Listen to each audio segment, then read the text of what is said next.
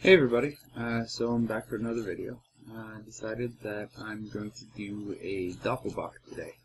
So I have Spaten Optimator today. It's a Doppelbock right out of Munich. Yes, it's a green bottle, but I pick it up from a distributor that actually takes decent care of their bottles. They keep their green bottles behind cardboard or in dark rooms or in refrigerated rooms, etc. I've never really had too much of a problem with green bottles from them, but it's always a possibility. But I've had the other ones from this pack and haven't had any problems with skunking, just so you're aware. That experience isn't, it's not universal. You're gonna go to a lot of distributors or distribution centers that go through distributors where nobody takes any care of their green bottles, and they've got green bottles sitting on shelves in the back room near highlights 24/7, and that's going to be a pretty skunky beer. But in this case, it wasn't for me.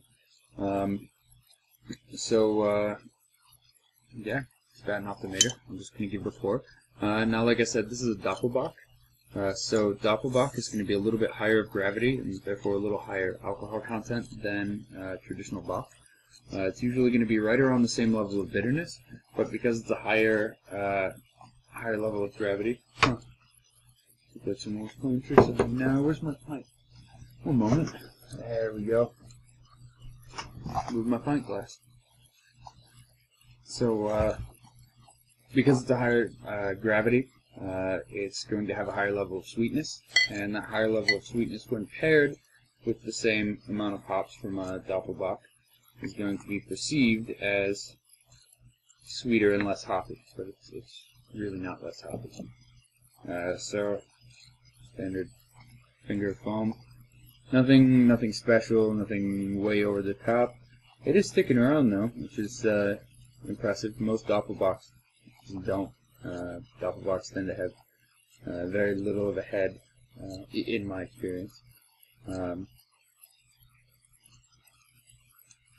Really malty aroma. It almost smells like you have like a Goya Malta right in front of you and you're just smelling that.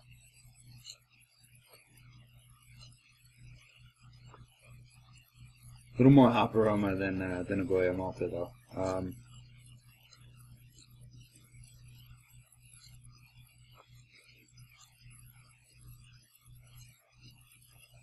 Definitely smells like that traditional light noble hop character. By the way, in previous videos I've said noble hop character. Usually when I say noble hop character, I'm talking about that light, earthy, sort of crisp hoppiness that you get, as opposed to the American like Cascade hops. Smell very citrusy, almost like somebody smacked you in the face with a grapefruit. Noble hops don't give you any of that. Some people prefer the grapefruity smell, some people prefer the noble hop smell, some people like, geez, I can't remember the name of the hop. There's one coming out of New Zealand now that almost smells like Sauvignon Blanc, from what I hear. I don't know how accurate that is. I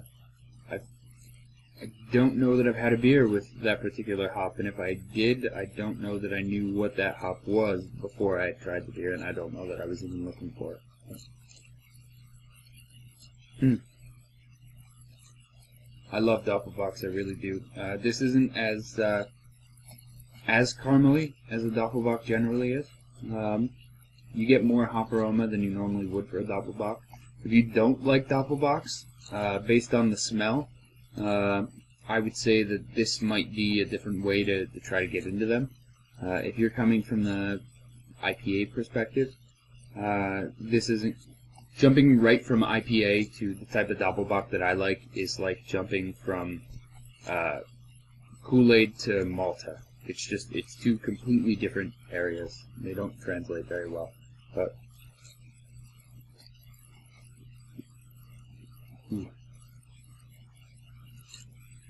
it's like a sweeter stout.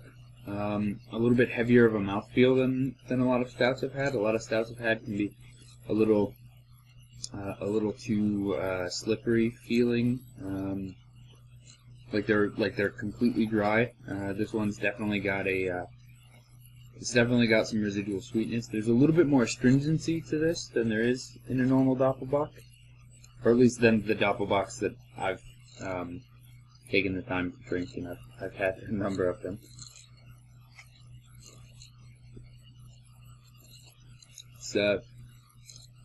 It's nice. If you're a stout guy and you want to get into lagers, switch over to Spaten Optimator. It's pretty nice. I have had a number of friends who have had Spaten Optimator, who are IPA guys, and they've told me that this tastes very sweet to them. That would probably be your experience if you're coming from Doppelbock, or not from Doppelbock, if you're coming from IPA, or even if you're coming from the stout world. Anything that's usually fully fermented all the way through, nice and dry. Switching from that to this is going to be a little bit different of a world.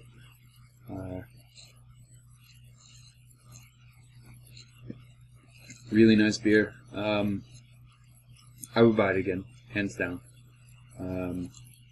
It's not my ideal beer. It's not even my ideal Doppelbock.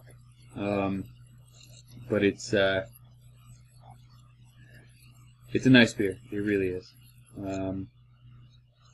If I had to rate it for my taste preference, specifically within Doppelbocks, I would say this is right around average for my taste and my taste preferences. But again, I'm a descriptivist, not a prescriptivist. I've said that before.